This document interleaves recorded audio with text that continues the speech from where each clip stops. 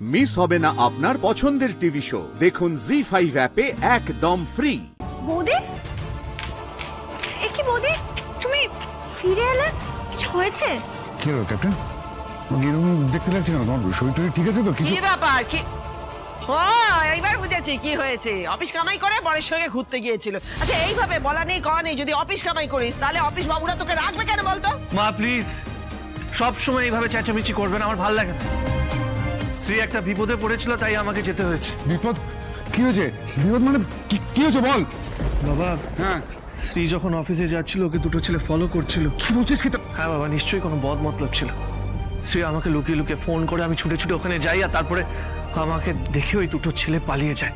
আমি ওকে অফিসে যেতে দিইনি। খুব ভালো করেছিস বাবা, খুব ভালো করেছিস। তুমি তো আসল কথাটাই বললে না রাজ।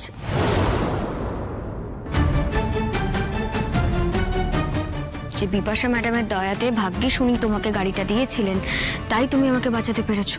উনি আজ না থাকলে আমার সত্যি অনেক বড় ক্ষতি হয়ে যেত। হ্যাঁ, ক্ষতি হয়ে যেত শ্রী, ক্ষতি হয়ে যেত। আজকে যদি আমি ঠিক সময় গাড়িটা না পেতাম তাহলে ঠিক সময় তোমার কাছে পৌঁছতে পারতাম না, বড় কোনো দুর্ঘটনা হতে পারত। তোমাকে মানতে হবে যে বিপাশা ম্যাডাম ঠিক সময় গাড়ি দিয়েছেন বলেই। আসলে তোমাকে এসব বলে না লাভ নেই, আমি উপরে যাই। আমি সত্যি এভাবে সবার সামনে এই কথাগুলো বলতে চাইনি। আমি আর সহ্য করতে পারছি না বাবা, তাই এভাবে সবার সামনে মনের কথাগুলো বলে ফেললাম। ক্ষমা করবেন আমাকে। দাঁড়াও শ্রী,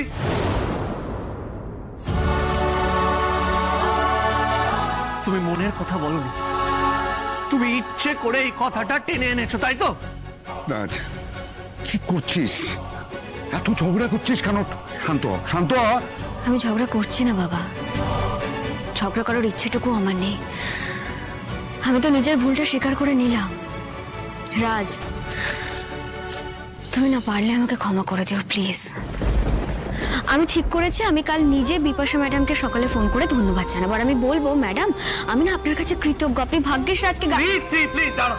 এইভাবে পেঁচিয়ে পেঁচিয়ে আমার সাথে কথা বলবে না, যা বলার সোজাসুজি বলবে। কি জানো তো, আমার প্রথম দিন থেকে আমি তোমার সব জেদ প্রশ্রয় দিয়েছি। আমার ভুল।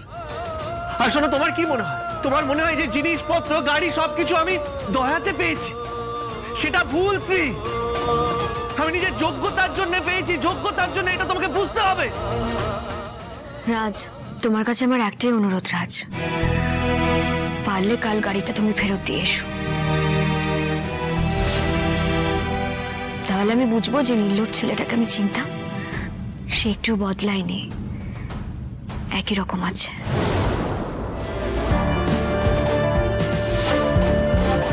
নাহলে বুঝবো সে পাল্টে গেছে।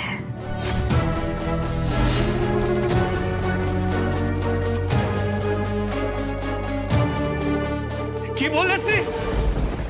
কি বললে তুমি? আমি লোভী? আমি শ্রী, আমি লোভী না। আর হ্যাঁ, আরেকটা কথা শুনে রাখো, এরপর থেকে আমি তোমার কোনো কথা শুনবো না। মা শুনে রাখো, আমি কোনো জিনিস ফেরত দেবো না। আমি যা ঠিক মনে হবে সেটাই করবো, কারোর কথা শুনবো। একদম ঠিক ভেবেছিস তুই। রাজ বাবা কোথায় গেলি? ও বাবা, ফিরে আয় বাবা। জি5 ডাউনলোড করুন আর সব এপিসোড দেখুন একদম ফ্রি।